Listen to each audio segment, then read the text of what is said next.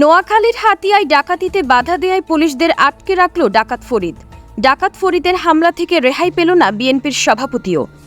বিস্তারিত দেখুন সানাউল্লাহ আশরাফির ৫ পর্বের ধারাবাহিক অনুসন্ধানী প্রতিবেদনের চতুর্থ পর্বে।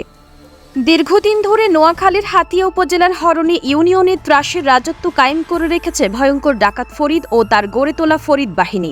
আওয়ামী লীগের এমপিদের পৃষ্ঠপোষকতায় গড়ে ওঠা এই ডাকাত বাহিনীর চাঁদাবাজি, ধর্ষণ, অপহরণ, লুটপাট, হামলা থেকে রেহাই পাচ্ছে না সাধারণ ব্যবসায়ী, নারী, শিশুসহ কেউই।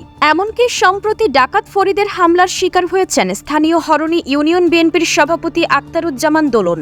এর আগে অগ্রযাত্রার ধারাবাহিক ৫ পর্বের প্রতিবেদনের ৩টি পর্বে ফরিদ বাহিনীর অপরাধ সাম্রাজ্যের চিত্র তুলে ধরা হয়েছে।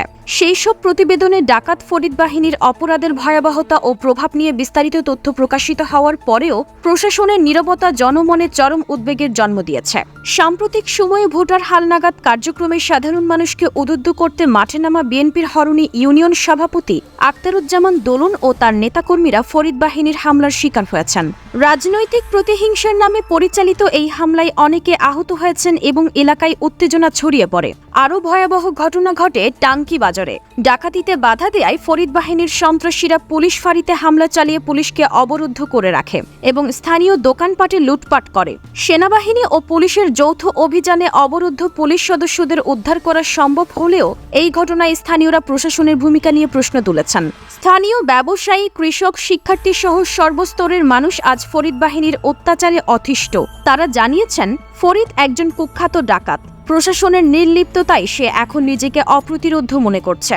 হরণী ইউনিয়নের টাঙ্কি বাজার ও মোহাম্মদপুর তেগাশিয়া বাজার এলাকায় স্থায়ী নিরাপত্তা ক্যাম্প স্থাপন ও ডাকাত ফরিদ সহ তার বাহিনীকে চিহ্নিত করে দ্রুত আইনের আওতায় আনার দাবি জানিয়ে এলাকাবাসী জানিয়েছেন, ফরিদ বাহিনীকে থামাতে না পারলে পরিস্থিতি নিয়ন্ত্রণের বাইরে চলে যাবে। অগ্রযাত্রার অনুসন্ধানে উঠে আসা তথ্য বলছে, প্রশাসনের দুর্বলতার সুযোগে এই অঞ্চল এখন ডাকাত ফরিদ বাহিনীর দখলে। আইন শৃঙ্খলা রক্ষাকারী বাহিনীর দৃষ্টি না পড়লে পরিস্থিতি হাতের বাহিরে চলে যাওয়ার আশঙ্কা প্রবল। ডাকাত ফরিদের বিরুদ্ধে ব্যবস্থা নিতে যৌথ বাহিনীর দৃষ্টি আকর্ষণ করেছেন স্থানীয়রা।